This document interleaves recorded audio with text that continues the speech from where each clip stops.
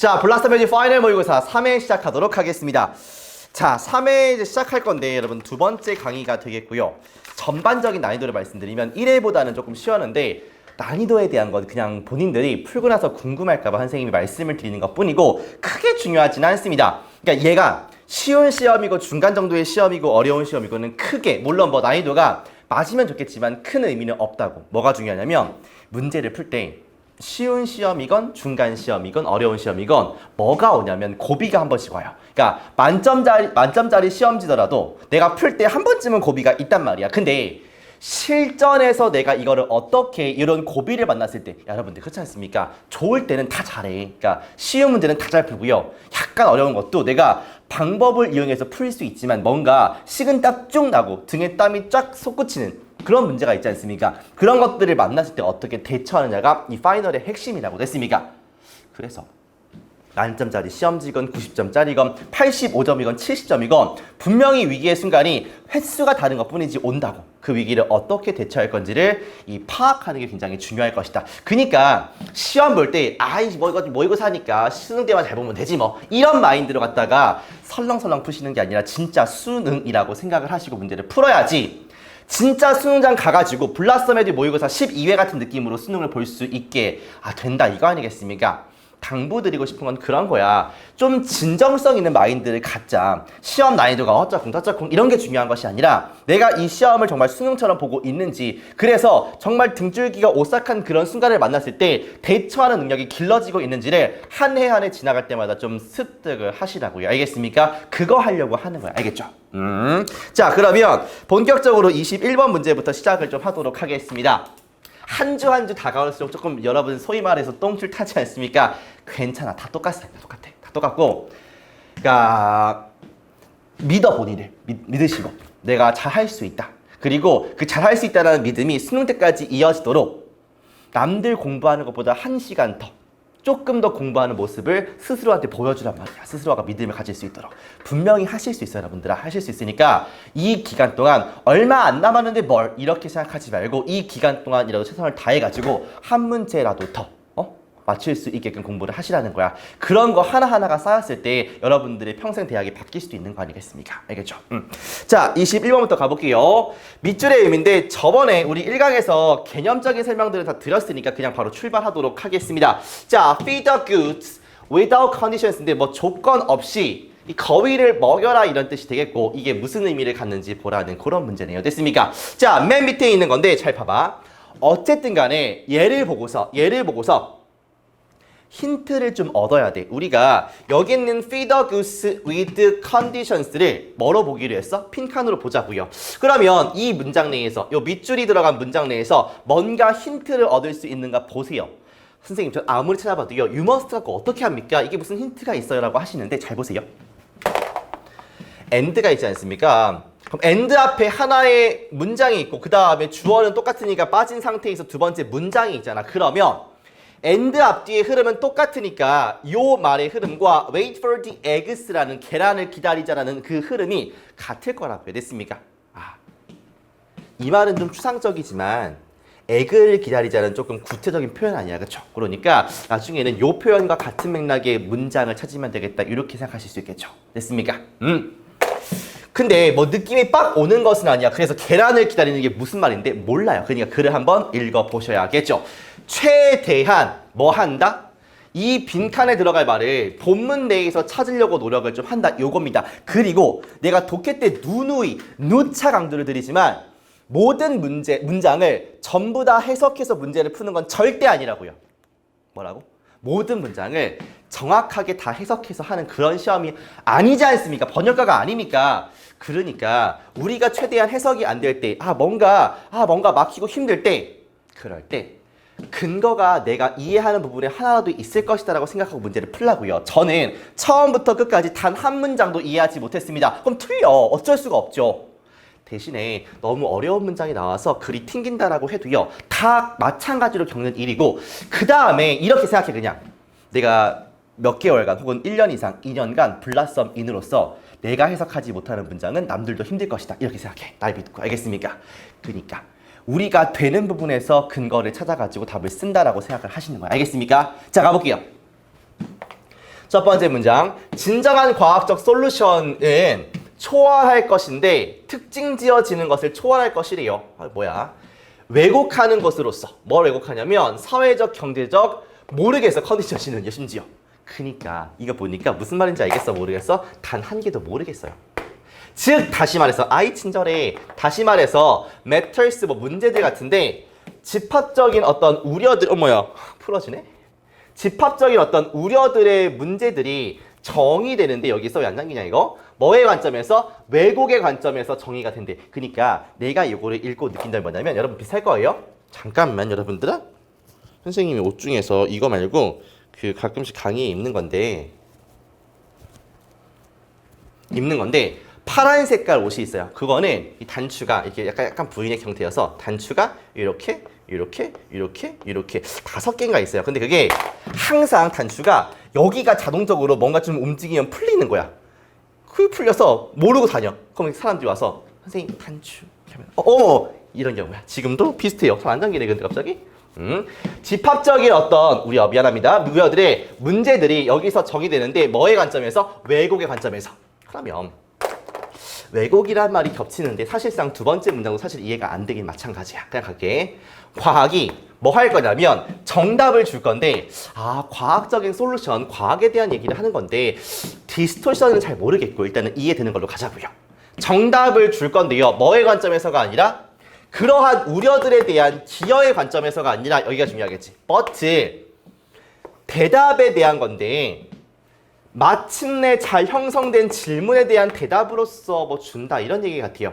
그러니까 솔직히 여기까지 읽었을 때 마음속에 와닿는 느낌이 잘 안 들고 무엇보다 좀 약오르는 게 in other words가 있고 다른 연결사가 없기 때문에 그냥 흐름이 쫙쫙쫙 같은 말일 텐데 다 튕기는 느낌이란 말이야. 신경 쓰지 말라고요. 어쩔 수가 없는 거 아니야. 그러니까 물론 중요한 문장이고 두 번, 세 번 읽을 만한 가치가 있는 문장일 수 있겠지만은 이해가 안 되는 걸 어떡합니까? 그냥 되는 걸로 가자는 거죠. 결과적으로 이런 문장 중요하겠지. 시민들은 이해해야 합니다. 과학자들이 remain 어떤 상태냐면 deaf, 귀머거리인 상태로 있어야 한다는 걸 이해하래요. 그들은 여기 시민들이겠죠. 시민들의 걱정스러운 울음과 요구에 그러니까 무관심하다는 거 아니겠어? 귀머거리로 있는다는 거니까 그것을 이해해야 합니다. 이 문장은 이해가 돼야 안 돼요. 그러니까 시민들은 뭐를 이해해야 돼? 과학자들이 지들의 요구, 지들의 어떤 울부짖음 같은 것들에 대해서 귀머거리로 그냥 쌩까는 걸 이해해야 된다는 거야. 알겠습니까? 요 문장부터 이해가 좀 되기 시작하죠. 됐습니까? 앞에서 뭔가를 초월한다 뭐 나오는데 하나도 이해가 안 되고요. 여기는 이해가 된다는 거. 됐어요?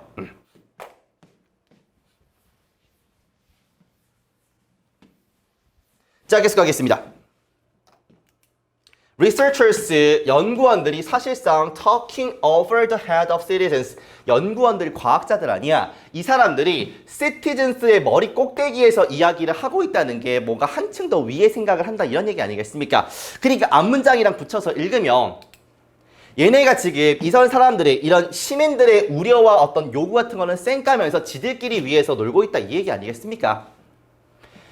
그들은 addressing 하고 있는데 대중의 당국들, 어떤 당국들이냐면 과학적인 정책을 다루고 있는 in charge of 담당하고 있는 이런 당국들한테 얘기를 하고 있대요.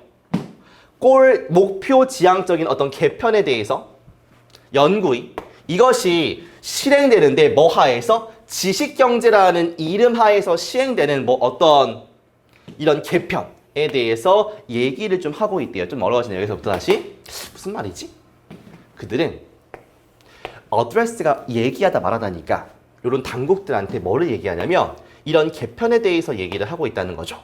이게 지식경제의 명목 하에서 시행된대요. 요것도 시간 내에 읽으면 뭔 말인지 모릅니다. 넘어가. 그리고 그들은 과학자들, 연구원들은 이러한 개편을 싫어한다 이런 얘기야. 이렇게 지식경제라는 명목 하에서 시행되는 이런 개편을 싫어하는구나, 저항하는구나. 요것만 이해될 거예요. 당신은 구스를 죽일 겁니다. 황금알을 낳는 구스를 죽이는 거예요. 만약 당신이 거리를 두지 않으면 구스를 죽이는 겁니다. 봐봐봐. 이런 느낌은 드니 여러분들? 그러니까 지금 구스라고 하는 거위는 문맥상 누가 되는지 알겠어요? 여기서 황금알은 뭘까요? 황금알. 골든 에그스는 뭐고요? 이거는 과학적 결과 아니겠습니까? 과학적 결과, 과결. 그러면 얘가 낳는 거니까 얘는 과학자가 되지 않을까요? 과학이나 과학자라는 의미가 되겠죠. 그러니까 거리두기를 하지 않으면, 거리를 안 두면 너가 걔네들을 죽이는 거야. 그 다음에 우리가 구스를 먹여야 돼. 뭐 없이, 조건 없이 먹이고 그냥 알을 기다려야 돼. 결과를 그냥 기다리면 돼. 그러면 조건 없이 구스를 먹인다라는 게 무슨 말인지를 이해가 되는 문장들로 붙여보자는 거야. 됐습니까? 그러면 일단은 앞문장 보세요. 당신은 과학자들을 죽이는 거야. 거리를 두지 않으면. 그럼 이 문장과 연결될 거 아니야. 그러니까 뭐 해야만 해? 그냥 조건 없이 피드 해줘야 돼. 응원해줘야 돼. 먹이를 줘야 돼. 조건 없이, 조건 달지 말고, 이거 아니야. 그러니까 그냥 냅둬. 이런 말이 되지 않겠습니까? 냅둬. 됐어? 뭔 말인지 알겠어? 그러니까 과학적 결과를 갖다가 내려면 뭐 해야 돼? 조건 없이 그냥 기다리면 되겠다. 요거 아니겠습니까? 여기서 피드한다는 게 먹이를 준다는 게 그냥 응원한다는 정도의 의미가 되겠죠. 조금 더 볼게. 거리두기를 한다는 거니까 냅두라는 말과 같고요. 그 다음에 앞에서 우리가 이해한 문장이 여기거든. 결과적으로 시민들은 이해해야 한다. 당신도 시민 아닙니까? 너는 must. 어디야? 시민은 should지. 그러니까 여기랑 똑같은 문장인 거야. 사실은요. 너 이해해야 돼. 과학자들이 remain deaf. 무슨 말이야? 귀머거리인 상태로 쌩깐다고요. 그들의, 이 시민들의 걱정스러운 어떤 울부짖음과 요구 같은 것들을 쌩깐다는 것을 너 이해해야 돼. 그러니까 그냥 응원이나 해. 냅둬. 이거 아니야.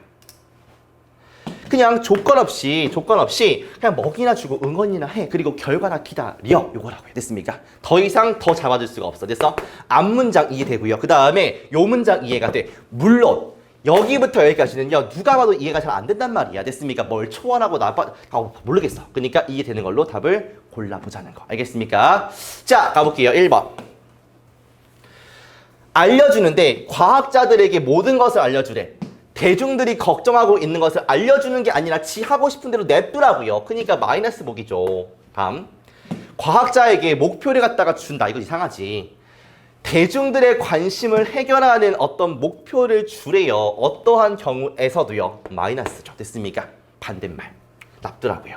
동물들을 사랑하는 정말 미쳤죠. 이거는요. 뭐에 관계없이 어떠한 이득을 그들이 줄 수 있는지에 관계없이 동물이 왜 나오는지 모르겠어. 3번 왜 나오는 거야 도대체. 서포트 지지하는 과학자를요. 비록 그들이 어떤 푸블릭의 가이드라인, 대중들이 하라는 대로 대중들의 지침을 따르지 않을지라도 가라고요. 괜찮죠? 과학자들이 듣게 만들래요. 어떤 대중 당국들, 과학 정책의 어떤 authority를 듣게 만들. 말도 안 되죠. 이것도 마이너스 보기. 그러니까 정답 몇 번? 4번. 이렇게 찍어주시면 끝입니다. 됐습니까? 21번은 난이도로 봤을 때 근거가 좀 눈에 보인다라는 측면에서 아주 상위의 난이도는 아니다. 아주 상급의 난이도는 아니지만 이런 출제자가 심어놓은 이런 문장들, 어차피 해석이 안 되는 문장들에 헤매지 않고 나는 정답을 찾아가는 문장을 고르겠다라는 마인드를 가지시면 분명 문제를 풀 수가 있다는 겁니다. 아시겠죠? 잠깐 칠판 지우고 이거 너무 신경 쓰여가지고 한번 정리하고 올게나. 알겠죠?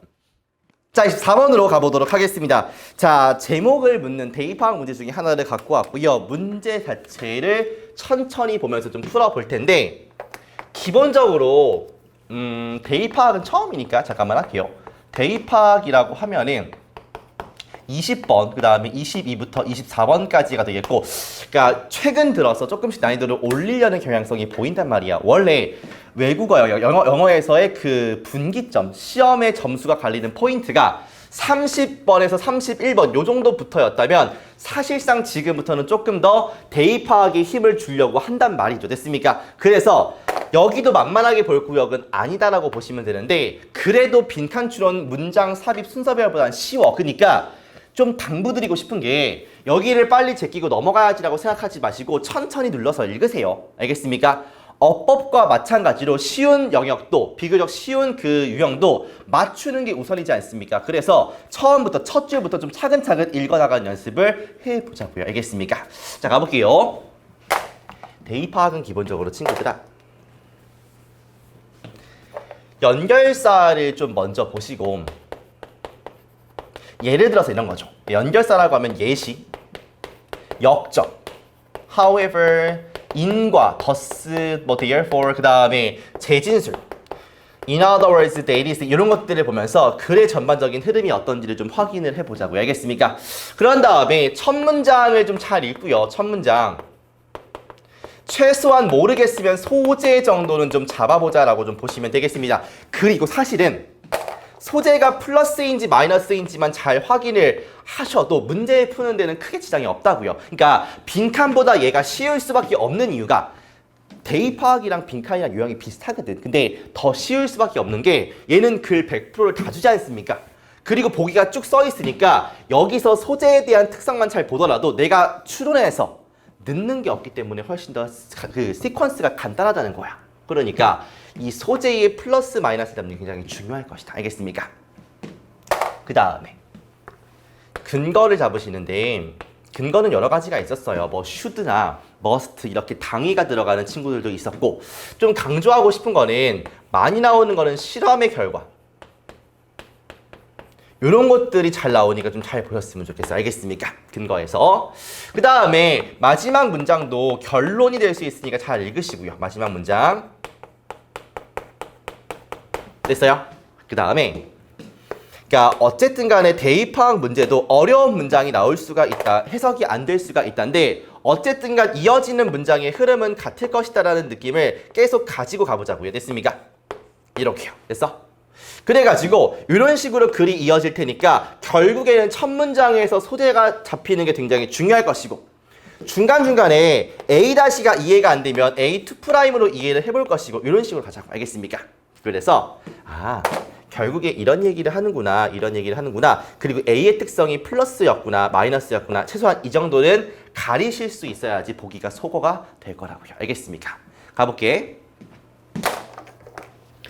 보겠습니다. like 좋아하다 아니겠죠. 뭐처럼 비유네. 전통 의상을 입거나 아니면 뭐 이렇게 원어민 그 언어를 얘기하는 것처럼 모국어를 얘기하는 것처럼 전통적인 요리법이나 푸드 방식을 갖다가 즐기는 것이 축하일 수 있다는 거죠. 그러니까 뭐에 대한 축하라고요?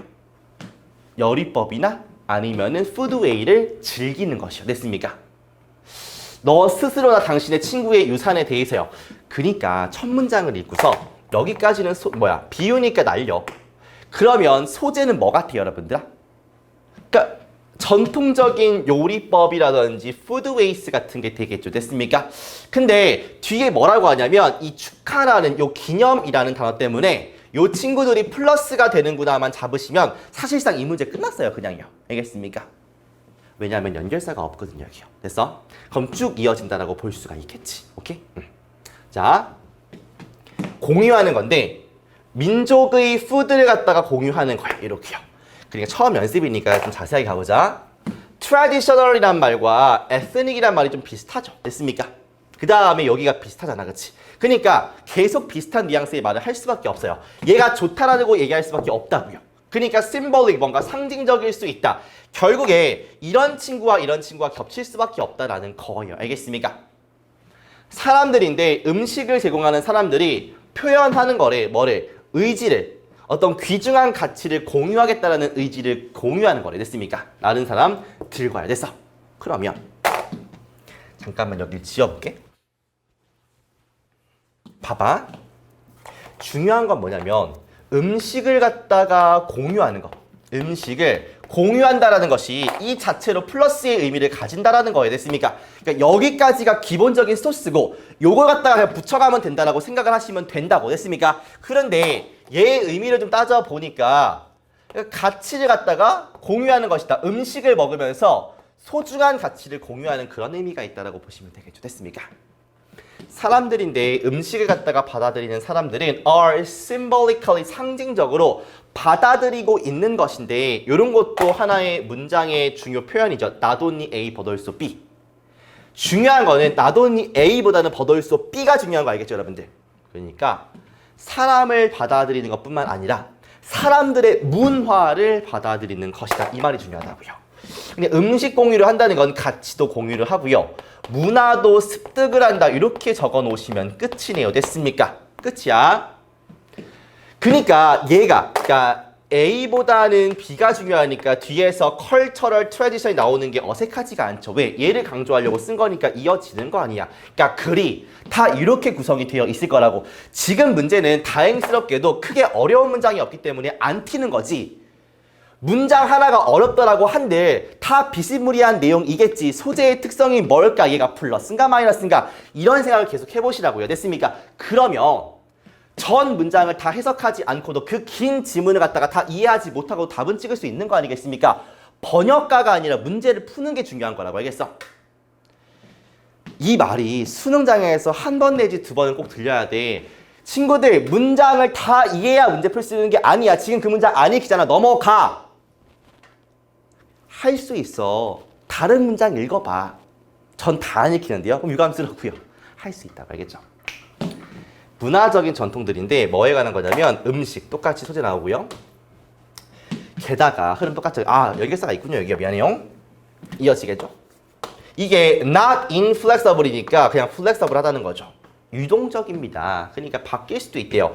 문화적 전통이 음식에 대해서 바뀔 수도 있다라고 합니다. 그들은 진화한데 바뀐다는 얘기죠. 사람들이 이동한다 바뀐다는 얘기죠. 새로운 음식을 배운다 바뀐다는 얘기죠. 서로한테 가르쳐주는 것도 공유하는 거니까 바뀔 수 있다는 거죠. 됐습니까?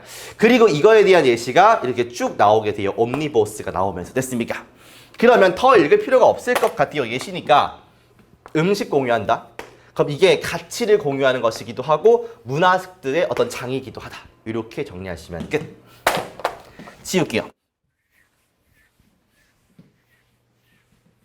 자, 보겠습니다. 1번. factors 요소들인데 음식 선택을 하게 드라이브 만들어주는 요소들. 그러니까 음식을 선택하는 요소들. 뭐 이렇게 맛 아니면은 뭐 가격 이런 것들 있지 않습니까? 전혀 관련 없는 내용이고요. 오늘날의 변명인데 잘 먹지 않는 거에 대한 변명 말도 안 되는 소리고요. 영양학적 가치, 잘 짜여진 식단의 가치 말도 안 되고요. 문화적이나 사회적인 의미들, 뭐에 붙어있는 음식에 붙어있는 문화적 가치 공유가 사회적인 거 아니겠습니까? 이런 것에 대한 의미들 괜찮고요. 장기적인 건강 나온 적 없으니까 4번 찍고 넘어가도록 하겠습니다. 알겠죠? 끝! 이렇게 해서 대입 파악 한 문제 풀어봤고요, 여러분들. 29번 가봐. 어법 가보도록 하겠습니다. 그러니까 늘 내가 얘기를 하지만 특히 29번도 마찬가지야. 요거는 여러분들아 그 최소한 그 보기가 들어간 문장을 해석하지 않으셨으면 아리까리해요. 됐습니까? 특히나 답이 나오는 부분에서 더 아리까리할 수 있고 계속 강조를 드리지만 수능은 더 그래. 그러니까 물론 어떤 특정 보기는 앞뒤만 봐. 보기에 앞뒤만 보고 문제를 풀 수 있는 게 있는가 반면에 대부분의 보기들은 문장 해석이 되고 문장의 구조 분석이 돼야 깔끔하게 풀리는 문제들이 더 많다고요. 수능에서 평가원 매뉴얼에서 어법을 낼 때 아예 그냥 외우는 걸 좀 지양해라라고 한단 말이야. 하지 말라고 해. 그러니까 출제위원들도 문맥상 자연스러운 문법을 원하는 것이지 진짜 외우면 마치고 이런 거 안 된단 말이야. 알겠습니까? 그래서 반드시 해석을 좀 하셔라. 최소한 구조 분석을 좀 하고 넘어가자. 이거야. 알겠습니까? 봐봐. 세인데 어디서부터 읽어볼까요? 여기부터 읽을까?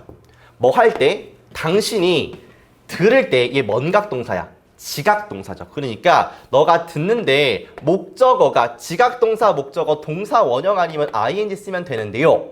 누군가가 말 되는 게 아니라 말을 지가 하는 거니까 뭐라고? I knew it all along. 나 계속 알고 있었어. 라고 말을 하는 것을 듣는 거니까 say이나 saying 쓰는 게 괜찮죠. 됐습니까? 너가 듣는다면 누군가가 말하는데 나 그거 알고 있었어. 나 그들이 그럴 거라고 알고 있었어. 라고 말하는 걸 듣는다면 그들은 힌드사이트 바이어스를 보여주고 있는 거래. 됐습니까? 그래요. 2번은 요 명사 뒤에 있지 않습니까? 일단 읽어볼게.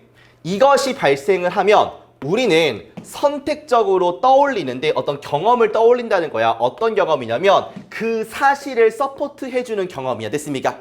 그러면 앞에 이렇게 명사가 있고요. 뒤에 관계사 나와서 뒤에 동사를 댔고 오는 주격 관계대명사가 꾸며주는 것이구나.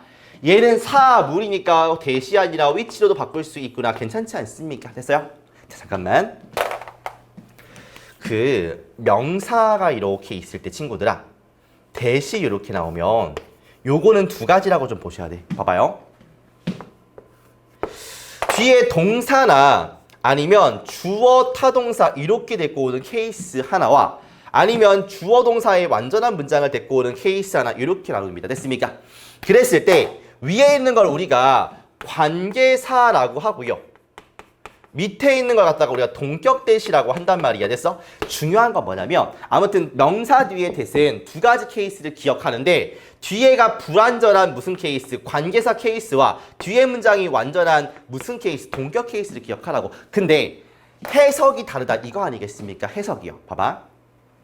관계사는 동사하는, 주어가 동사하는 이란 말이야. 됐어? 근데 동격대신 주어가 동사하다 라는 명사 이렇게 해석하셔야 돼요. 내가 너를 좋아한다 라는 사실 이렇게.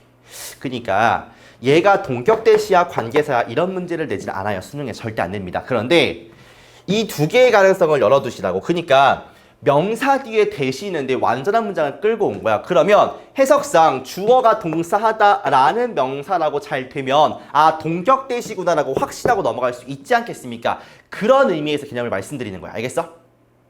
두 개 다 기억을 좀 하시라고. 알겠습니까? 그 다음에 동사 뒤에 이렇게 대시 있으면 요거는 그냥 빼박 뒤에 완전한 문장을 데리고 오는 게 특징이야. 됐습니까? 그래서 요거는 해석을 주어가 동사하다는 것 이렇게 좀 해석하시면 되고 뭐랑 100% 그걸 할 거냐면 what이랑 할 건데 what은 뒤에 불완전한 문장을 데리고 오지 않습니까? 그래서 요거는 해석은 비슷하지만 뒤에 데리고 나오는 형태가 다르니까 대신지 what인지 구분하는 것은 뒷문장을 보고 간다라고 보시면 되겠죠. 됐습니까? 그래서 요런 것들은 우리가 명사절 대시라고 하고요. 됐습니까? 동사 뒤에 있으니까. 관계사는 명사를 꾸며주니까 형용사절 대시다. 이렇게 부르기도 했던 거야. 알겠어요? 이제 거의 진짜 마지막으로 이런 기본적인 문법 개념을 하는 거야. 알겠죠? 근데 이게 나올 가능성이 크단 말이죠. 왜? 5개 중에 하나의 보기로 들어갈 가능성이 항상 있었으니까. 계속 그 전에 있던 시험을 보면은요. 됐습니까? 그러니까 한번 정리하는 건 나쁘지가 않다. 오케이? 수도 없이 내신하면서 중학교 때부터 고등학교 때까지 계속했던 부분이야. 알겠어? 나도 약간 지금 마음이 조금 편해요. 설명할 때. 왜냐면 그러니까 정리한다는 느낌으로 하는 것이 내가 지금 수능 한 달 남았는데 개념 다 하고 있으면 그것도 웃기지 않습니까? 여러분들도 아 그래 맞아. 한 번 더 확인 이런 느낌으로 봤으면 좋겠다는 거. 알겠습니까? 만약에 와 저거 무슨 얘기야? 관계사가 뭐야 먹는 거 아니었어? 이러시면 어법은 포기하시면 돼요. 알겠습니까? 왜? 한 달 남았잖아. 어법을 언제 하고 있어? 그러니까 지금 이 설명이 잘 안 들어온다. 포기. 알겠어? 다른 거 맞추자 우리. 알겠지? 자, 그 다음에 그러니까 얘는 that 다음에 동사 있고 명사 이렇게 꾸며주는 거니까 2번도 괜찮다라고 보시면 되겠죠. 자, 3번 어딨냐? 아, 있구나.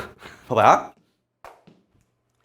이 경험을 떠올리는데 사실을 서포트하는 경험이야. 우리가 방금 알았던. 근데 사실은 우리가 몰랐던 거야. 됐습니까? 이게 힌드사이트 바이어스라 해서 이거에 대한 설명이에요. 됐습니까? 그러니까 이 편견이 발생을 하면 우리가 선택적으로 그 사실, 야 이거 그렇대 라고 했을 때 그런 거에 대한 사실과 관련된 그런 사실을 갖다가 떠올리는 거야. 머릿속으로. 됐습니까? 근데 실제로는 몰랐던 거야. 근데 아는 척하고 떠올리는 거죠. 우리가 단순히 involved가 뭔가 대담해지다 이란 말이야. 대담해집니다. 뭐에 의해서? 최근에 발견된 사실에 의해서. 그리고 믿어요. 우리가 그렇다고 믿습니다. 별표. 이보기가 제일 중요한데 요거는 대동사예요. 그러니까 평가원이 요런 문제를 되게 좋아한단 말이야. 대동사는 뭐가 중요하냐면 앞에 있는 동사의 종류가 중요합니다. 즉 무슨 말이냐면 일반 동사야 비동사야 조동사야 이게 중요해. 봐봐. 그리고 의미를 따져야 되는데 무슨 말이냐면 얘가 받는 동사가 의미상 무슨 동사를 받는 거야를 알아야지 매치시킬 거 아니겠습니까? 그러니까 얘 같은 경우에는요. 여기 앞뒤만 봐서는 절대 때려 죽여도 풀 수가 없는 문제라고. 알겠습니까? 그러니까 봐봐. 우리가 뻔뻔해져, 대담해져. 최근에 발견된 사실들에 의해서 거봐, 내가 그럴 줄 알았다. 내가 뭐라 했어. 이런 느낌이야. 그리고 믿어요. 우리가 그렇다고 믿어. 이게 뭐야? 우리가 알고 있었다라고 믿는 거 아니야. 시제는 과거고요. 사실 우리가 모르는 건데 소문을 듣자 하니까 걔가 되게 잘한대. 봐봐, 내가 쟤 잘한다고 했지. 이런 거야. 이게 힌트사이드 바이어스거든요. 됐습니까? 근데 글을 한 개도 읽지 않은 상태에서 어법적으로만 풀려면 쉽지 않을 수도 있는 게 수능이라고요. 됐습니까? 그러니까 우리가 뻔뻔해집니다. 최근에 발견된 사실들에 의해서. 그리고 믿습니다. 그렇다고 우리가 알고 있었다라고 믿어요. 사실 모르는데. 됐어? 그러니까 new를 받는 거니까 이 didn't know에서 이 과거형 know를 받는 거니까 did가 오는 게 일반 동사의 과거형이니까 괜찮죠. 됐습니까? 그래요. 자, 4번이에요. 예를 들어서 새로운 신입사원이 일을 잘해. 예시지? 그러면 뭐가 흔하냐면 우리가 말해주는 것이 흔해요. 사형식 동사. 우리의 동료들한테 뭐라고 말하냐면 주어 동사가 아니겠죠. tell은 여러분들 that을 좋아하지 않습니까? 그리고 뒤에는 불완전한 문장이 돼야 되는데 지금 보니까 우리가 알고 있었다라고 말해요. 그 친구가 잘할 것이라는 것을 알고 있었다라고 말하는 게 흔한 일이다. 이거예요. 그러면 지금 봐봐. 주어 있고 동사 있고 여기 지금 대 빠져 있죠. 그러니까 목적어도 있는 완전한 문장 아니겠습니까? 그러면 훔이 올 수가 없죠. 얘도 명사절 쓸 수 있는 친구기는 해. 그런데 의미상도 그렇고 뒤에 문장 구조를 찾아봤을 때도 뒤에 완전하고 우리가 알고 있었다라고 말을 해주는 거니까 의미상도 대절이 맞겠죠. 됐어? 그러니까 4번 찍으시면 돼. 제일 안타까운 정말 너무 안타까운 케이스는 뭐냐면 어머나 앞뒤 보면 됐지? 여기 명사 있네. 그리고 뒤에 주어 동사 뭐 목적어 빠진 건가 모르겠는데 4번 같아. 정말 최악인 거 알겠어? 5번 갈게요. 유사하게 만약에 그 사람이 start performing 그러니까 이 일을 잘 못해. 그러면 우리가 we are likely 그 다음에 친구들 컴마가 항상 이렇게 있으면 삽입이야. 묶어주세요. 그러니까 어떠한 비판적인 reflection, 사고, 생각 이전의 말들에 대한 내가 무슨 말 했지에 대한 아무런 비판적인 생각 없이 뭐라고 말을 할 거냐면 be likely to 부정사 괜찮죠? 됐습니까? 그러니까 4번을 갖다 정답으로 찍으시면 끝. 오케이. 자, 이렇게 해서 4번으로 마무리를 하고요. 어법 좀 마무리 짓겠습니다. 30번 가볼게요. 어떤 문제 유형을 연습하면 좋을까요? 그러니까 문제는 좀 적게 풀면서 많은 것들을 연습할 수 있었으면 좋겠는데요 라고 하시면 빈칸이나 그런 것도 물론 좋지만은 어휘 문제 30번 문제를 많이 풀어보라고 얘기를 해주고 싶어요. 그러니까 꼭 모든 문제를 다 풀어야 되는 것은 아니라고 한다며. 그리고 어휘 문제는 여러 가지를 포함하고 있단 말이야. 문장 간의 연결성이 중요하니까 한 문장을 붙여있는 연습도 되면서 됐습니까? 그 다음에 뭔가 빈칸, 근거, 기준이 있는 빈칸이니까 빈칸 추론 연습도 되면서 이런 것들이 다방면으로 연습할 수 있는 게 요 어휘 추론이라고 했습니까? 그래서 요 문제 한 문제밖에 없지만 잘 풀어보자고요. 알겠어? 자, 이제 30번 들어가도록 하겠습니다. 어휘 추론 이거 마찬가지로 우리 1강에서 했던 거랑 똑같이 그런 형태로 풀어보도록 하겠습니다. 그러니까 얘가 중요한 의미를 가지는 게 그러니까 문제로는 하나밖에 안 나오기는 하지만 여러 가지 컨셉의 유형을 연습하기 되게 좋은 거란 말이야. 왜냐면 얘는 기준이 있는 빈칸 추론이니까 사실상 간접적으로 빈칸 추론을 연습하는 것이기도 하고 문장 간의 연결성이 중요하다 보니까 한 문장의 그 연결성을 확인해야 되는 그런 부분 때문에 모든 유형을 다 아우르는 유형이 사실상 어휘 추론이다. 그러니까 여기에 대한 연습을 되게 많이 해주셔야 돼요. 한 문제밖에 안 나오니까 등한시한다가 아니라 이 한 문제가 의미하는 바가 되게 크다는 거야. 다른 유형도 다 연결되어 있는 그런 유형이라고요. 알겠어? 가볼게.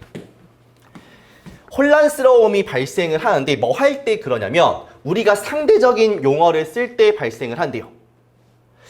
어떤 말을 쓰는 대신에 in place of니까 뭐를 가진 고정된 의미를 가진 걸 쓰는 대신에 상대적인 의미가 있는 걸 쓰면 혼란스럽대요.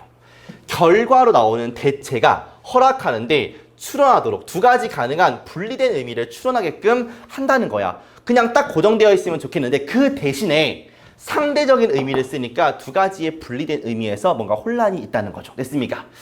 아하, in place of가 뭐뭐 대신에라는 소리고 고정된 의미 대신에 상대적인 의미를 쓰는 거니까 그 결과로 나오는 대체가 우리를 혼란스럽게 한다는 거구나 이 말이죠. 됐습니까? 그래서 정확하게 괜찮은 말이고. 예를 들어서 3톤짜리 고래가 커다란 동물인데 그러나 일반적인 맥락 속에서는 심지어 베이비 고래도 큰 동물이야. 뭐 할 때 대부분의 다른 동물들과 비교해보면 베이비도 큰 거지. 이렇게 볼 수 있겠죠. 됐습니까? 그래서 얘도 의미상 이 문장만으로 괜찮다라고 알 수가 있습니다. 아 그렇잖아. 코끼리가 큰데 새끼 코끼리도 클 거 아니야. 그러니까. 그래서 만약에 우리가 주장을 한다면 뭐라고 주장하냐면 야 베이비 샤무, 샤무 고래죠. 샤무가 고래지. 근데 모든 고래들이 매멀스, 포유류지. 그러면 베이비 샤무도 요 포유류니까 이거는 문제될 게 없겠네. 그쵸? 봐봐. 얘가 고래고 모든 고래가 매멀스, 포유류니까 당연히 베이비 샤무도 매멀사. 괜찮네요. 이런 거는 문제될 게 없단 말이야. 확실하게 고정된 의미니까. 됐습니까? 그런데 만약에 우리가 뭐라고 주장을 하냐면 베이비 샤무가 베이비야. 응? 그럼 모든 베이비는 작지? 응. 그러니까 베이비 샤무도 작겠네? 라고 하면은 이거는 혼란을 야기시킬 수밖에 없다고. 왜? 아니 베이비 샤무가 베이비는 맞지. 근데 연락 크잖아. 왜 졸라 큰데? 왜 얘가 작지? 이렇게 할 거 아니야. 그러니까 이상하다고요. 괜찮죠? 베이비 웨일이 far from being이면 뭐뭐랑 관련이 없다. 뭐로부터 거리가 멀다니까요. 작은 동물과는 관련이 없다라고 하니까 당연히 이게 혼란이 될 수밖에 없는 것이죠, 여러분들. 최소한 일반적인 맥락 속에서는요, 그쵸? 첫 번째 버전, 논쟁의 첫 번째 버전 봐봐. 위에서 논쟁이 두 개란 말이야. 여기 첫 번째지, 1번. 그 다음에 논쟁 어딨어? 두 번째 어디 있습니까? 여기지 않습니까? 그러니까 첫 번째는 얘야, 알겠어? 픽스된 거. 여기서는 속성, 베이비라는 속성이 was not apparent니까 분명하지 않다 아니야. 아니잖아. 여기는 분명하잖아. 픽스드니까 분명하죠. 여기가 분명하지가 않은 거지. 그러니까 4번 정답이죠. 할 수 있겠어요, 여러분들? 그리고 제발 요거 하나 적어놓으세요. 어디냐면 어휘 추론이나 빈칸 문제에서 빈칸에서 부정어가 있으면 조심하세요. 반대말로 들어가야 되니까. 알겠습니까? 그러니까 여기서는 분명하지 않은 게 아니라 모호하지 않다. 즉 분명하다가 가야죠. 그러니까 not이 없으면 맞는 말인데 not이 있으니까 다른 걸로 바꿔줘야지. 뭘로 바꿀까? ambiguous 할까?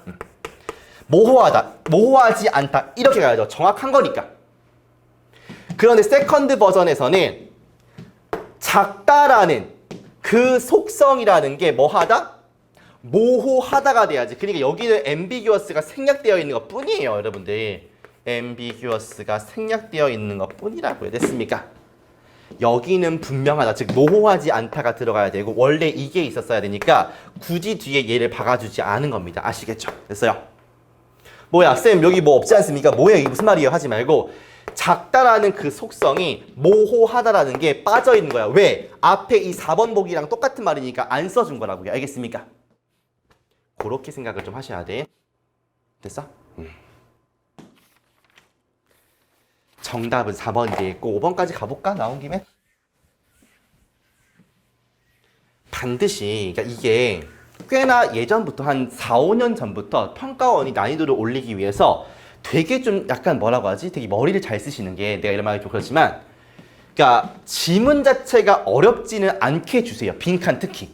그러니까 빈칸 치고는 좀 뭐 어렵진 않은데 라는 느낌을 주면서 빈칸 문장에다가 빈칸이 이쯤 있으면 요 같이 엮여있는 문장 한 어디쯤에 not을 이렇게 붙여놔.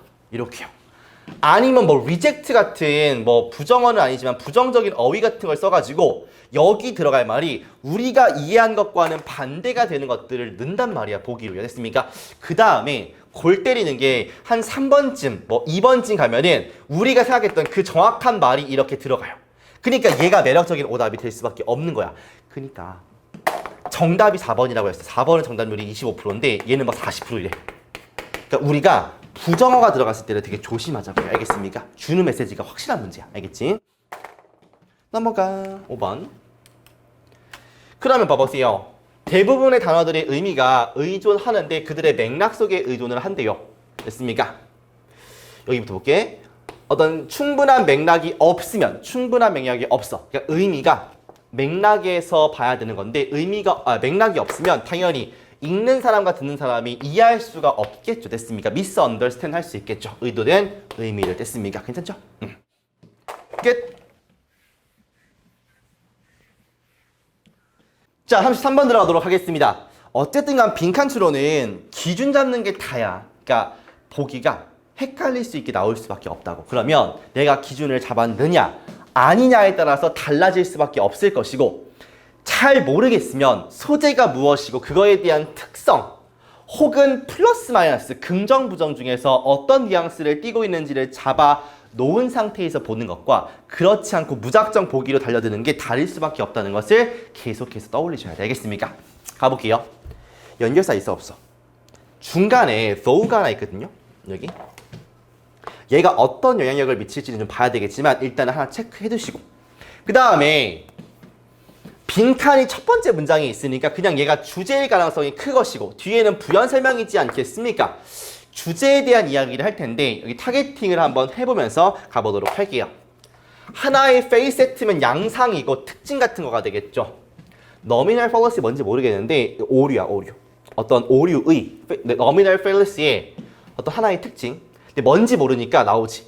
믿는 거에 대한 오류야. 믿는 오류. 뭘 믿냐면 라벨, 이름표가 설명적인 정보를 갖다가 전달한다라고 믿는 오류인 nominal fallacy에 대한 한 가지 특징이 위험인데 어떤 위험이야? 이러한 위험이야. 그러면 일단은 빈칸에 들어갈 말이 마이너스 뉘앙스의 말이 들어가겠다라는 건 느낄 수가 있단 말이야. 맞습니까? 그런 다음에 위험이라고 하니까 얘가 일단은 마이너스적인 에러니까, 오류니까 일단 마이너스적인 느낌을 가지고 있구나라고 출발하시면 되겠죠. 됐습니까? 가볼게요. 이것은 가지고 있는데 종종 이 엄청 재앙적인 효과를 가지고 있습니다. 이끄는데 unwary 하면 부주의한 대중들을 갖다가 어디로 끌어들이냐면 오해라는 어떤 길로 끌어들입니다. 그렇군요. 오해를 하게 만드는 거구나. words like theory, 이론과 같은 단어들, 법, force 이런 게 의미하지 않습니다. 일반적인 담화에서는요. 과학자들한테 이 단어들이 의미하는 것을 의미하지는 않습니다. 느낌 좀 오시나요, 여러분들아? 봐봐. 그러니까 여기까지가 크게 봤을 때 그냥 주제야. 그 다음에 그러니까 이런 단어들이 있을 때 이런 게 일반적인 담화에서의 이런 단어들이 과학자들한테는 또 다른 의미일 수 있다는 거, 그런 얘기하는 거 아니겠습니까? 그런 다음에 단어의 예시로 success가 나오니까 지금부터는 예시가 나오는 거구나 라고 느끼시면 돼요. 그럼 봐봐. 예시가 나오기 전 문장인 words, 요 문장이지. 이론이라든지 법이라든지 force 같은 단어들이 일반적인 담화에서는 과학자들에게 그런 force, law 같은 단어들이 의미하는 게 또 다르다는 거 아니겠습니까? 이해돼요? 이 문장을 그냥 해석해 보시면 되거든요. 이론, 법, 힘 이런 단어들이 일반적인 담화에서는 의미하지 않습니다. 그들이 과학자들에게 의미하는 것을 의미하지 않습니다. 그러면 일상적인 단어들이, 일상적인 워드가 과학자들에겐 그냥 있는 그대로 다른 의미를 가진다는 거 아니겠습니까? 그럼 끝이거든. 봐봐. 성공이라는 게, 다윈은 누구야? 과학한 사람 아니겠습니까? 다윈의 진화론에서 성공은 똑같은 성공이 아니래. 누구한테 배우는? 카네기한테 배우는, 이 카네기가 일반적인 그 워드를 쓰는 사람이겠죠. 얘랑은 다르다고요. 또 해볼까? 피지스트 과학자 아니야. 얘한테의 포스가 꽤나 다른 의미를 가지고 있다는 거 아니야. 정치적인 맥락에서 사용되어지는 것과는 다른 거 아니겠습니까? 정치적인 맥락을 그냥 일반적인 맥락이라고 보셔야겠죠. 됐습니까? 이것들 중에 최악은 뭐냐면 우리가 봤던 하지만이라는 것은 예시 속에 있는 하지만인 거니까 이거는 그냥 예시에서의 한번 강조를 위한 것이고요. 주제와는 크게 관련이 없는 흐름이다라고 보실 수가 있겠죠. 최악은 뭐냐면 이론이랑 법인데 이것들은 거의 반대래요. 됐습니까? 그러니까 최악이라고 표현을 하는 것이죠. 그러면 이 nominal fallacy라는 거에 대한 특징이 뭐냐면 일상적인 단어가 과학자들에게는 다른 의미를 지닌다라는 거예요. 됐습니까? 요걸 갖다 그냥 집어넣으면 돼. 그러니까 꼭 이 말이 아니더라도 얘랑 제일 비슷한 말이 들어가면 끝나는 거 아니겠습니까? 됐어요? 마지막 줄만. 이러한 차이점들은 즉 일상적인 단어가 과학자들한테는 다르다는 것. 이런 것들이 때때로는 심각한 오해를 이끌 수도 있다는 거죠. 누구 사이에서? 과학자들과 대중들 사이에서. 그치. 나한테 이론이라는 것은 아직 연구를 해야 될 가치가 있고 확정되지 않은 게 뭔가 이론인데 과학자들한테는 거의 진리야. 그럼 다른 거 아니야. 의미가. 그러니까 하나의 단어가 일반적인 대중들과 누구한테? 과학자들한테 다른 의미를 지닐 수 있다는 거. 요거를 이해하셨어야 되겠습니까? 가볼게. 보기 1번 정의하는 건데 진화적인 진보 말도 안 되죠. 버리고요. 정치적인 단어는 뭡니까? 사용하는 건데 일반적인 단어를 써. 그리고 주는 거야. 그들한테 과학적인 의미를 주는 거지. 일반적인 단어를 쓰고 과학적인 의미를 주는 거에 대한 위험이죠. 이해돼요? 힘이라는 게 우리한테는 이건데 과학자들한테는 뭐 돌을 돌리고 뭐 그런 거 아니겠습니까? 그러니까 나쁘지 않죠. 적용하는 건데 의미를 어떤 의미냐면 doesn't change at any time. 언제든 변하지 않는 의미를 적용 아니죠. 일반적인 단어가 과학자들한테 변하지 않습니까? 반대말이죠, 그럼요. 4번이야 이거. 추론하는 건데 알려지지 않은 사실을 추론하는 게 있습니까? 알려진 것으로부터 말도 안 되는 소리고요. 나온 적 없고요. 그 다음에 이용하는 건데 과학적인 의미를 오직 과학적인 컨셉을 위해서만 하면 문제될 게 없겠지. 과학적 컨셉을 위해서만 쓰는 게 무슨 문제가 있겠습니까? 그러니까 이것도 아니다. 답은 2번 이렇게 골라주시면 끝. 됐습니까? 자, 5문제를 풀어보면서 여러 가지 좀 생각해 볼 것들을 말씀을 드렸었고요. 사실 1강을 풀었을 때와 컨셉은 다 똑같습니다. 하는 말도 똑같고요. 그러니까 문제를 풀 때 우리가 항상 지켜야 되는 것은 뭐냐면 분명히 좋을 땐 좋고 잘 풀 때 잘 풀고 쉬운 문제 좋지만 어려운 난관을 만났을 때 어떻게 대처할지를 계속해서 하나씩 파헤쳐 보자는 겁니다. 아시겠죠? 자, 고생 많았고 다음 강의에서 이어가도록 하겠습니다. 수고했습니다.